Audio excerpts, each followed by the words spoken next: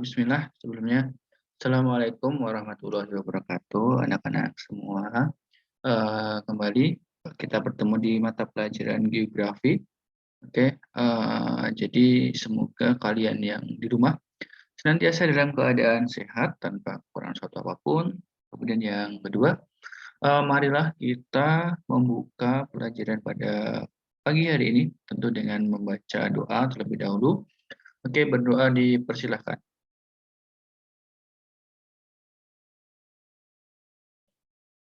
Oke, berdoa cukupkan anak-anak semua.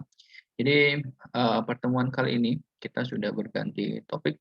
Setelah sebelumnya kita masih membahas mengenai dinamika litosfer. Oke, yang terakhir terkait dengan pedosfer atau tanah.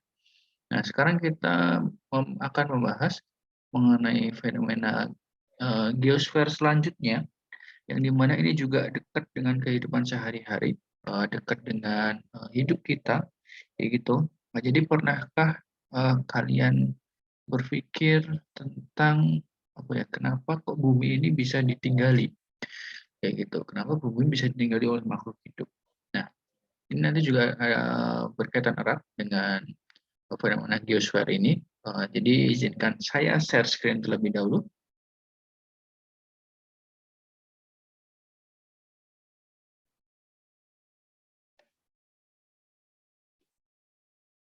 Oke, semoga sudah kelihatan. Nah, ini ya. Jadi kali ini topik kita adalah dinamika atmosfer dan dampaknya terhadap kehidupan. Oke, jadi anak-anak semua, bumi yang kita tinggali ini, di mana kalian bisa bernafas, kemudian makhluk hidup yang lain juga bisa bernafas. Selain karena kita punya ini ya, selain kita punya organ pernapasan ya, makhluk hidup juga selain punya pernapasan, ada faktor di mana organ kita ini bisa berfungsi, kayak gitu. Kemudian kenapa di bumi ini juga terjadi fenomena cuaca. Kemudian kenapa kok pernah nggak berpikir kenapa pesawat itu juga bisa terbang di bumi ini, kayak gitu. Nah, di situ nanti semua berkaitan dengan peristiwa yang akan dibahas di dinamika atmosfer, seperti itu. Oke, jadi langsung saja kita akan mempelajari lebih lanjut mengenai materi ini. Jadi bumi ini mempunyai beberapa lapisan ya, termasuk diantaranya adalah lapisan atmosfer atau lapisan udara, kayak gitu. Jadi selain litosfer kemarin yang berupa tanah, di sini berupa lapisan udara yang di situ di lapisan udara ini yang kita hirup ini itu punya beberapa komponen-komponen ataupun unsur yang membentuknya. Di sini merupakan persentase yang terkait kandungan yang ada di atmosfer. Nah, jadi atmosfer bumi kita ini 21% itu terdiri dari oksigen. Jadi kita sebagai makhluk hidup di mana kita menghirup oksigen, sehingga tadi seperti apa yang saya tanyakan di awal, kenapa bumi ini bisa kita tinggali? Nah, karena bumi ini terdapat lapisan atmosfer yang di mana di situ terkandung oksigen sebanyak 21%. Kemudian yang kedua, 78%-nya itu mengandung nitrogen. Kemudian yang 0,5% itu karbon dioksida, CO2, dan yang 0,5% lainnya adalah argon. Itu persentase dari kandungan yang ada di atmosfer bumi kita. Terus selanjutnya anak-anak, jadi selain ini ya, kita ketahui bahwasanya atmosfer kita ini dapat kita jadikan sebagai sumber penghidupan karena kita bernafas menggunakan oksigen. Nah, ada beberapa fungsinya juga kenapa atmosfer ini ada di muka bumi ini. Jadi perlu kita ketahui bahwasannya Allah itu tidak menciptakan sesuatu itu secara sia-sia, termasuk penciptaan atmosfer ini. Nah, atmosfer berfungsi untuk mengatur proses penerimaan panas matahari dengan cara menyerap dan menurunkan panas yang dipancarkan oleh matahari. Jadi dalam sistem tata surya, di mana matahari itu sebagai pusatnya, dan dia memancarkan energi panasnya ke bumi kita, seperti itu. Nah, di situ semua panas itu tidak akan langsung diterima permukaan bumi kita. Semua panas dari matahari tidak akan langsung diterima oleh lapisan litosfer bumi kita ini. Nah, akan tetapi itu nanti akan disaring terlebih dahulu sehingga panas matahari itu tidak langsung kena. Gitu. Nah, di sini selain nanti ya dipantulkan kembali, ternyata atmosfer itu juga menyerap panas matahari.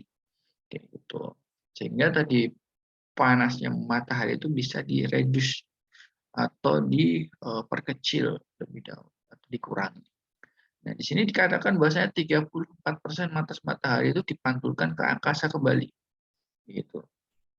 Dipantulkannya itu oleh atmosfer, oleh awan, dan permukaan bumi.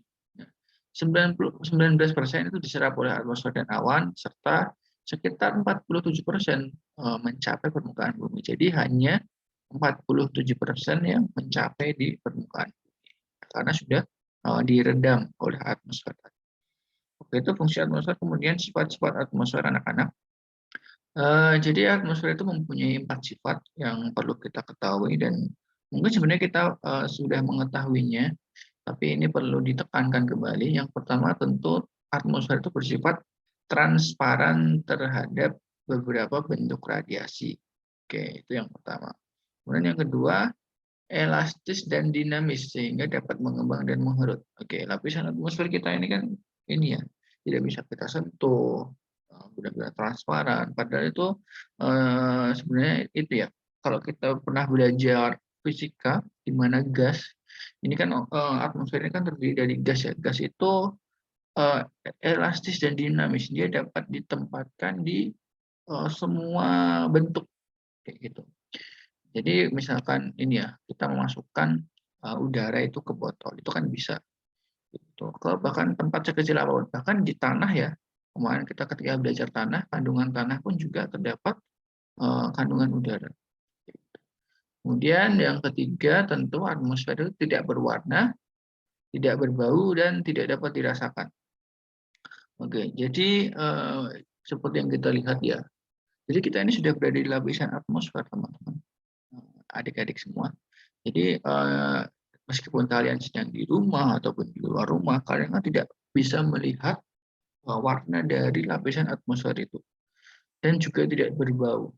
Nah, kalaupun ternyata udara itu berbau karena sudah tercemar, kayak gitu. Misalkan ada yang rumahnya di dekat PT Room, kayak gitu. Bukan hanya PT Room ya, atau mungkin pabrik-pabrik yang ternyata dia tuh pembuangan limbahnya itu belum bagus.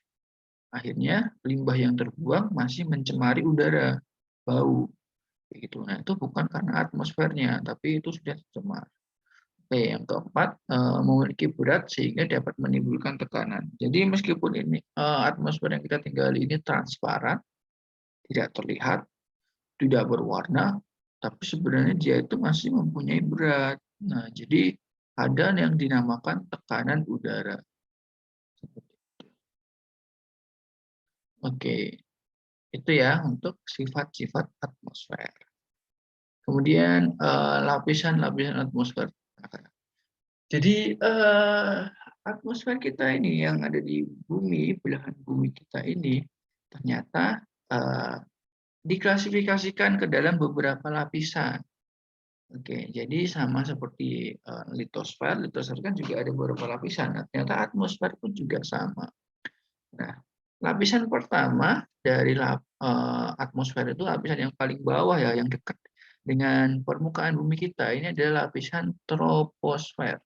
Nah, yang kedua ada stratosfer, yang ketiga ada mesosfer, yang keempat ada termosfer, dan yang kelima ada eksosfer. Nah, mari kita bahas sebenarnya lapisan-lapisan ini bedanya apa sih? Kenapa kok harus diklasifikasikan? Kenapa kok harus dibeda-bedakan kayak gitu? Karena memang nanti karakteristik dan fungsinya pun akan berbeda-beda. Nah, apa sih karakteristik dan bedanya di setiap lapisan atmosfer ini?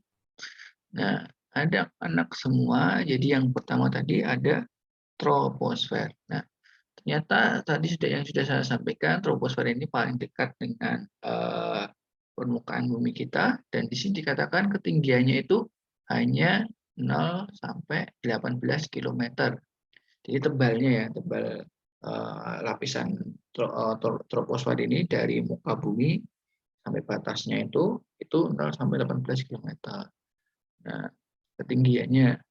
Oke, untuk tebal lapisannya ini rata-rata 10 km, ini rata-ratanya. Nah, jadi maksimal bisa sampai 10 km. 18, sorry, maaf. Oke, lapisan troposfer ini berpengaruh sangat besar terhadap kehidupan makhluk hidup yang ada di muka bumi ini. Nah, kenapa kok lapisan troposfer ini dikatakan seperti itu?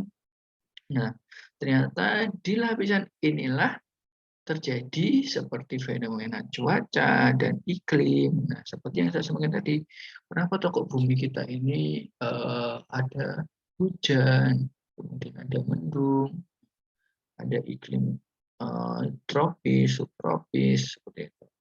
Nah, ternyata itu fenomena-fenomena itu terjadi pada lapisan troposfer, dan juga terdapat 80% dari seluruh massa gas yang terkandung dalam atmosfer terdapat pada lapisan ini. Jadi gasnya tadi ada gas apa aja?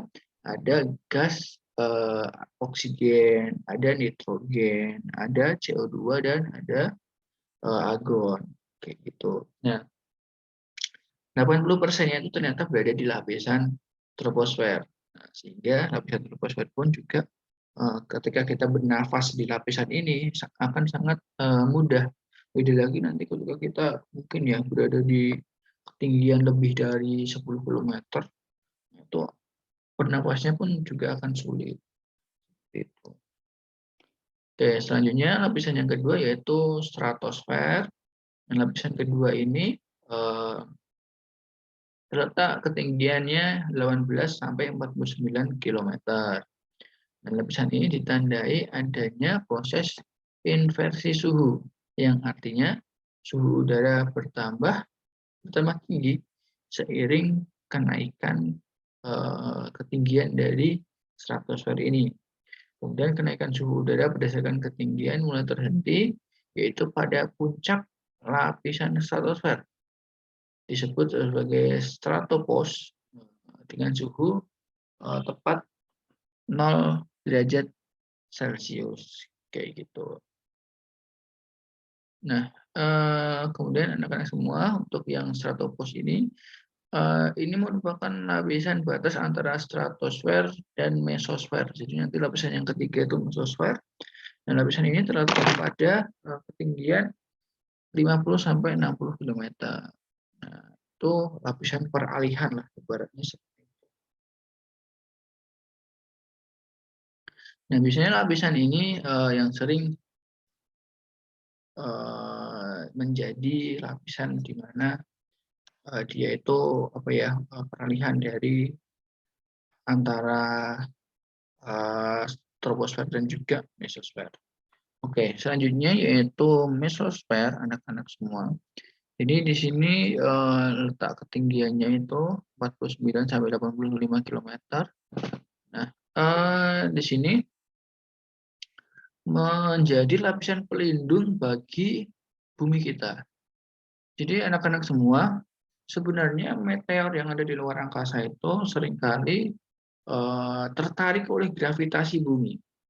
Jadi sampah-sampah yang ada di luar angkasa termasuk meteor itu kadang tertarik oleh gravitasi bumi, sehingga harusnya itu jatuh ke bumi. Namun karena ada lapisan mesosfer ini menjadi menjadi pelindung, kayak gitu. Nah, karena nanti akan saya jelaskan mengapa kok lapisan mesosfer ini menjadi pelindung. Nah, di sini dikatakan bahwasanya lapisan ini merupakan lapisan yang sangat dingin. Jadi lapisan mesosfer ini sangat dingin, di mana bisa sampai minus 18 derajat suhunya. Nah, bahkan di puncak mesosfer, yaitu ada mesopause, itu bisa sampai minus 100 derajat Celcius saat mendinginnya. seperti itu. Kemudian lapisan yang keempat adalah termosfer.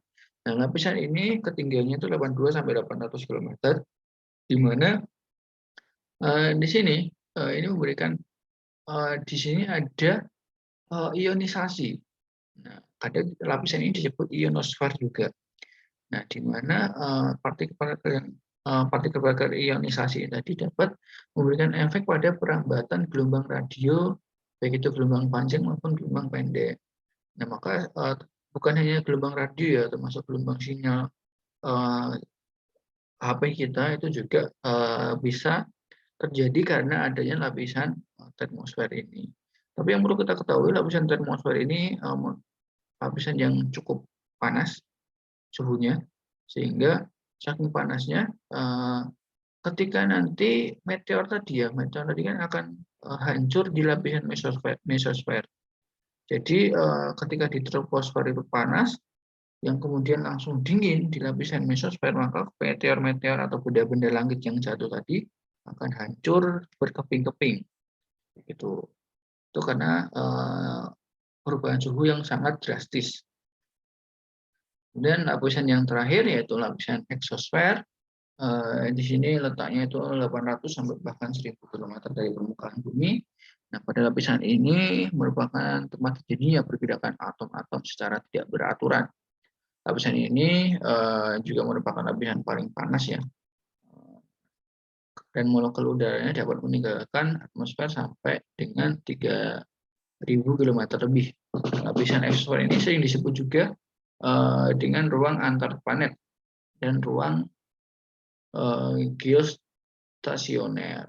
Jadi ini sudah lapisan yang bahkan hampir ke luar angkasa. Seperti itu. Nah, mungkin itu untuk materi awal yang berkaitan dengan atmosfer bumi kita ini. Nanti kita akan bahas selanjutnya mengenai cuaca dan iklim, karena fenomena yang dekat dengan kita yang terkait atmosfer itu juga tadi berkaitan dengan cuaca dan iklim. Cuaca dan iklim tadi berada di lapisan apa? Iya, lapisan troposfer. Oke, anak-anak sekalian, cukup sekian untuk video yang pertama ini. Lanjutannya ada di video yang kedua. Silakan disimak juga, kurang lebihnya mohon maaf. Wassalamualaikum warahmatullahi wabarakatuh.